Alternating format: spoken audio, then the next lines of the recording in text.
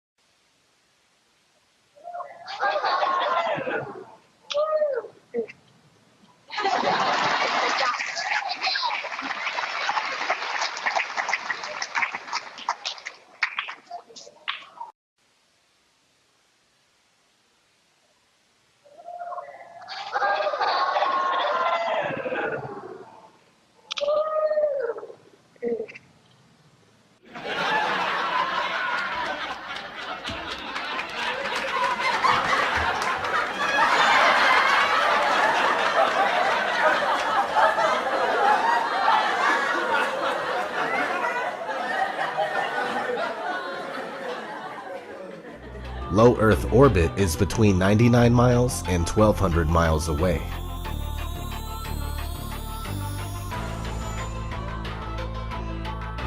The moon is claimed to be 238,000 miles away. That's a big difference. This is the spacecraft that's going to take humans to explore the solar system. It's the next big step for NASA in exploration. Called the Orion Multipurpose Crew Vehicle, or MPCV, this next-generation spacecraft will enable America to explore beyond low Earth orbit. The plan that NASA has is to build a rocket called SLS, which is a heavy lift rocket. It's something that is much bigger than what we have today, and it will be able to launch the Orion capsule with humans on board, as well as landers or other components to destinations beyond Earth orbit. Right now, we only can fly in Earth orbit. That's the farthest that we can go. Right now, we only can fly in Earth orbit. That's the farthest that we can go. And this new system that we're building is going to allow us to go beyond and hopefully take humans into the solar system to explore. So the moon, Mars, asteroids, there's a lot of destinations that we could go to, and we're building these building block components in order to allow us to do that eventually. The moon, Mars, the moon. Kinds of technologies that we're testing out on space station are definitely helping us with our goals of going beyond low Earth orbit. A set of crewed flights will test and prove the systems required for exploration beyond low Earth orbit.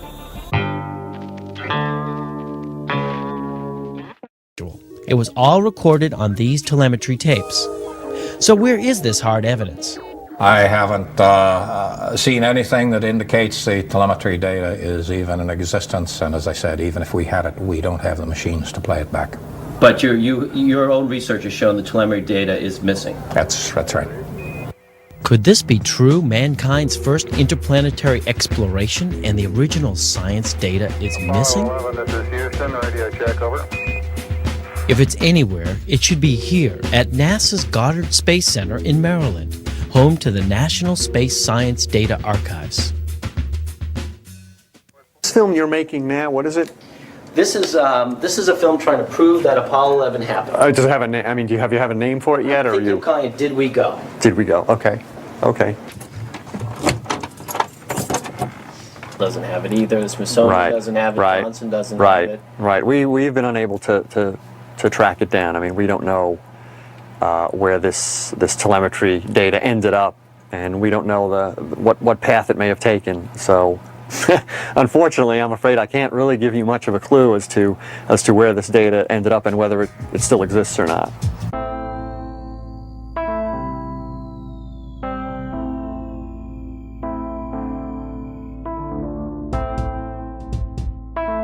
Closer look at the supposed two images provided from NASA of Jupiter. Here's the problem again, 2016, 2014. What's the difference here? Well, the difference is they added the supposed auroras on the north, and this is nothing but a Christmas tree. Give me a break, take a look here. I mean, all the clouds are in the same exact position. Just the 2016 image is a bit, I would say, darker. It's a bit lighter in 2014. Here's a side-by-side. People can't see what's taking place here with NASA. Nothing more than fakery. I mean, give me a break. This is a complete insult You have a brain in your head.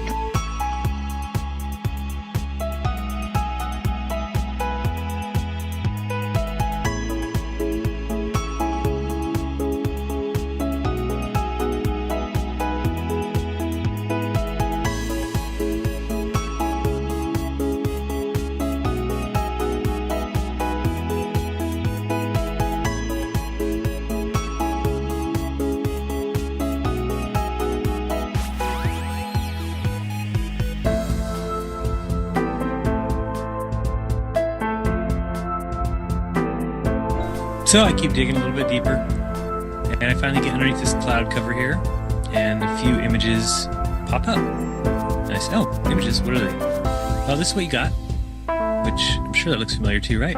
Looks just like the pictures they give us of Mars. So I'm just kind of creeping around here and definitely noticing the same kind of undulation changes and same kind of rock, same kind of dirt. The only thing that's missing is that nice little red tint that they pay somebody $150,000 a year to put on there, right? Whose orange Hummer is this? Okay, that looks like a NASA symbol. Well, let's dig a little further because I can't really see anything on here other than it certainly looks like a NASA symbol. And I can't read that. Tried. Cameras set up, tents, ATVs, food. They've been there a while. It's not a one-day trip.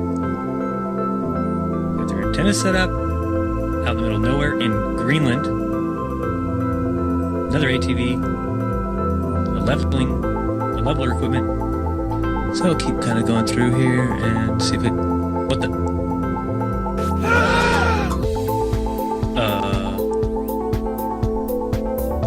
Yeah. So I think I found out where Mars is, guys. It's just about 1,000 miles north of me. Not quite the distance that NASA says, but I can't find anybody who's in charge of this. They must be hiding behind these rocks. Oh no, there they are out in front of everybody, standing there. Lovely. Cloud number 1, cloud number 2, cloud number 3. This thing's just driving around taking pictures.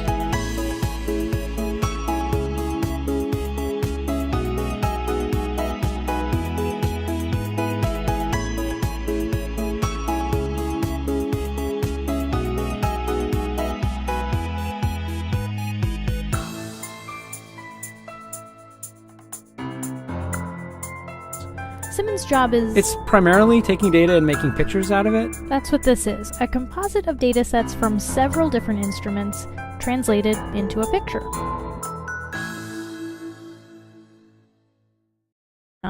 It is photoshopped, but it's has to be.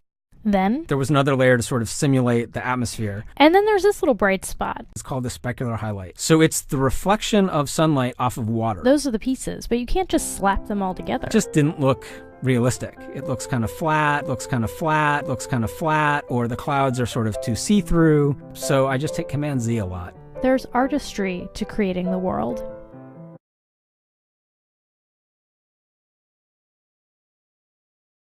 English in reading too much, but I've since grown out of that and I enjoy reading now. And I played a lot of sports. And all of that happened in a little town called York, Maine, across the United States from where we're talking to you right now. Across the United States from where we're talking to you right now. Across the United States from where we're talking to you right now.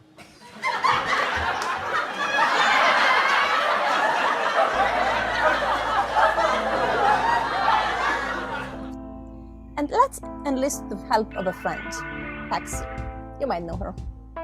Ladies and gentlemen, if you didn't figure out by now, I'm going to be the first man to actually tell you this, that teleportation is officially real. We are live in the ISS, and let's go back and relook at that clip again. You see? Now watch. Oh, wait. See, this, ladies and gentlemen, should let you know that this is only done through the usage of chroma key. This is chroma key technology. This is green screen or blue screen technology. That's what is being utilized here. This is simply virtual reality that is actually being fed to you, and you're taking this virtual reality, making it the reality. When in fact, all this is simply just virtual CGI, computer generated images. So you decide for yourself. If we have the technology to build the space station and have people go and live in the space station for months and months at a time, and they are there constantly reporting back to Earth the things that they are finding there, then the question is, why go through all this trouble as far as faking the space station itself?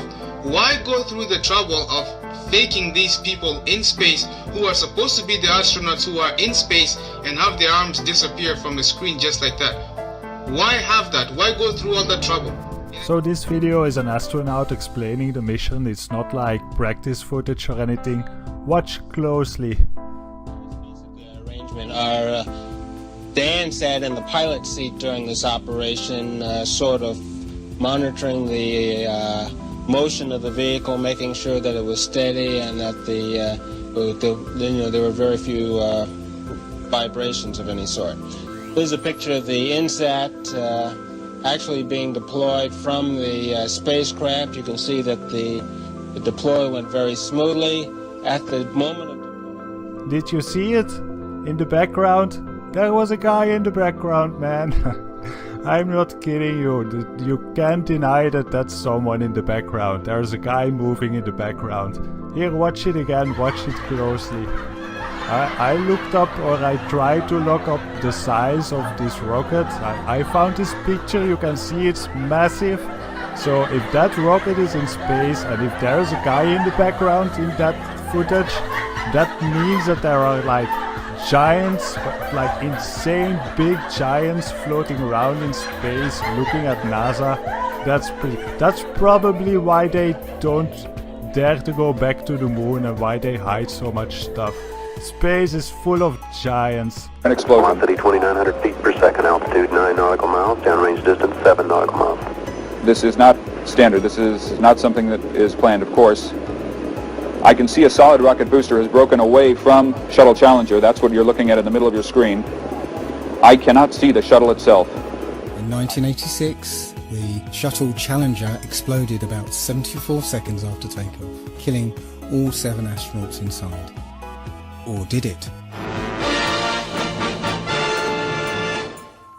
It turns out that 6 of the 7 are still alive and kicking today. Ellison Onizuka claims to be his identical twin brother, Claude. Yeah, I've got an identical twin brother, Claude, too.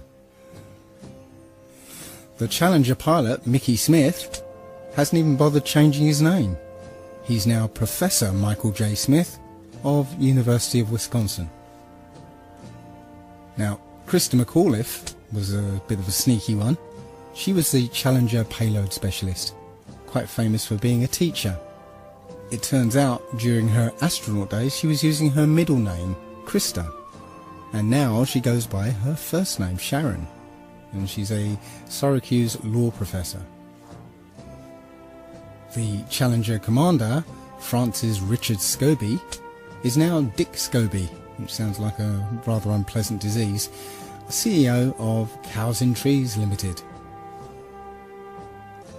Judith Resnick, the Challenger mission specialist, again hasn't even bothered changing her name. She's a professor at Yale Law. And finally, Ronald McNair, another Challenger mission specialist, claims to be his identical twin brother, Carl McNair.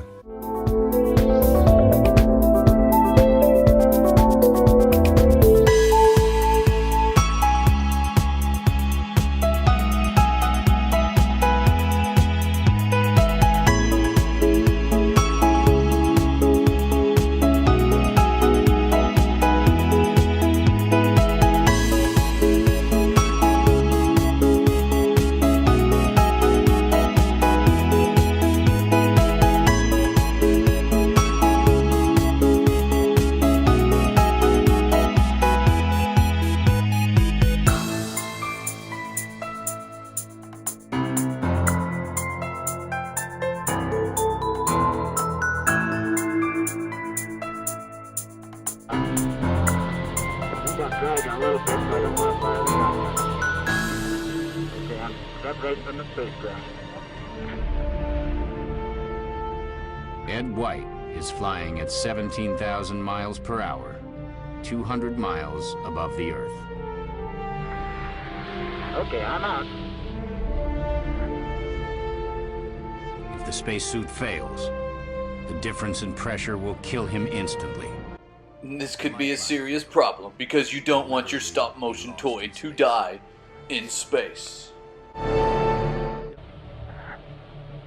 As White floats in space, a glove drifts out of the capsule. Oh, so a garden glove floating off makes it real? You're telling me there's an astronaut in space with no glove and a bare hand exposed? And what blew it away? The wind? Today, those pictures are classic. They're still overpowering today to realize, number one, it's been done, and that we did it. It blew me away. How easy it was to deceive everyone. It was quite easy, actually. We all know NASA uses wires, and sometimes we'll catch them like this here. The guy pulled on his wire. However, some days when you're filming live, things just don't work out, and it becomes so blatantly obvious, it's ridiculous.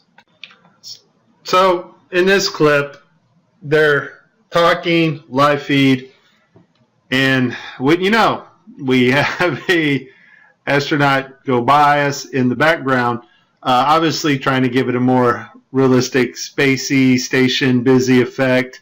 The only problem is the camera that was supposed to mask this harness out, or the video feed, is not working. And so we see the guy come flying along in a harness on his wires. Pretty amazing. But that's not all that goes wrong here.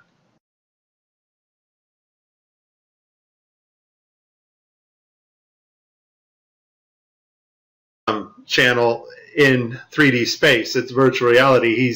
They're wearing augmented contact lenses so that they can interact with these 3D objects. Now, in this scene, the guy on the left in the green shirt, he thinks he sees an object in 3D space that's being broadcast to him. So he grabs it and he puts it off to the side.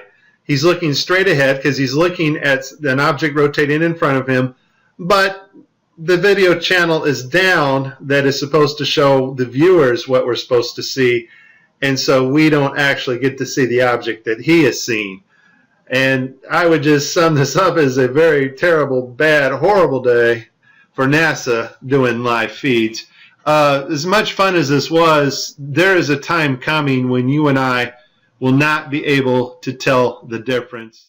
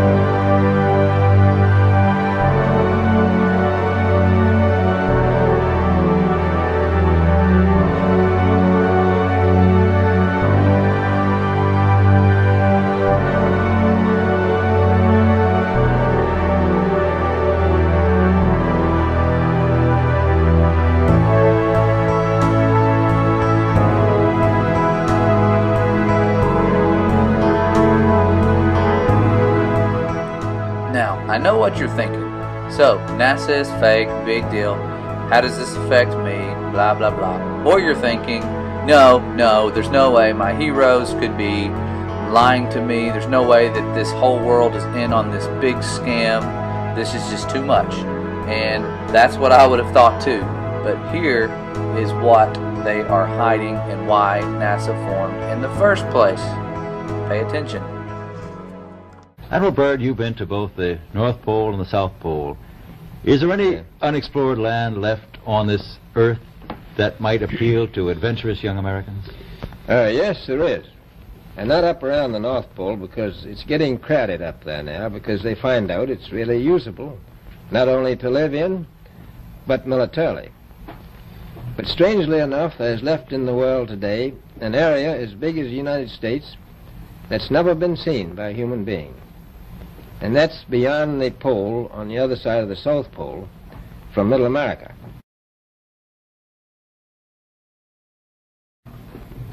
And I think it's quite astonishing that there should be an area as big as that unexplored. That's a tremendous So challenge. there's a lot of adventure left down at the bottom of the world. A number of expeditions that will follow, I think, year after year, at the bottom of the world, because the government has really become interested. I tell you one reason they're interested. It's by far the most valuable, important place left in the world for science. That's why the scientific groups all over the nation are really interested. But more important than that, it has to do with the future of the nation, those to come after us, or even during your lifetime. Because it happens to be an untouched reservoir of natural resources. You know, as the world shrinks with an ever-increasing acceleration, far-flung places, once useless, like we thought the North Pole was, and no man's land, become very useful. The bottom of the world will be important, not only to us, but to our allies. And it's the most peaceful place in the world. Well, I'm sure that won't last very long. What are the natural resources there? Well, we've found enough of coal within 180 miles of the South Pole in a great ridge of mountains. It's not covered with snow, enough to supply the whole world for quite a while. Well, that's the coal. Now, there's evidence of many other minerals. We are pretty sure there's oil. Now, that coal shows the bottom of the world. Now, by far the coldest spot in the world. Where that coal is gets 100 below zero in the winter. Well, it was once tropical. So we think there's oil there, and there's evidence, probably uranium there. is it any secret, is there uranium there? That would be the only thing that would be practical to actually go after, I suppose. Everything else would be economically unfeasible, wouldn't it? Well, as we recklessly expend our resources, the time will come when we'll have to go after that stuff down there. Well, Admiral Byrd, are private expeditions a thing of the past? Is expedition and exploration, making expedition and exploration now purely a government function because of the tremendous cost and organization? No, I don't think so. I think down south it may be more or less a thing of the past, but not other expeditions that go there. A lot of them go north now. The North Pole is the center of an ocean 10,000 feet deep. The South Pole, the center of a plateau 10,000 feet high.